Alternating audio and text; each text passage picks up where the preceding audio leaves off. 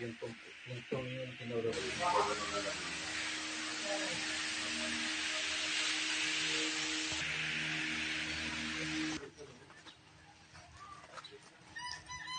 Tinanggal namin pala namin nasa magkaming kahoy dyan. Natanggal ko nga.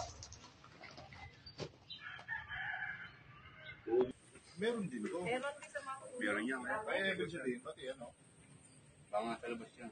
sama talaga yan. Ang ganda. bakit?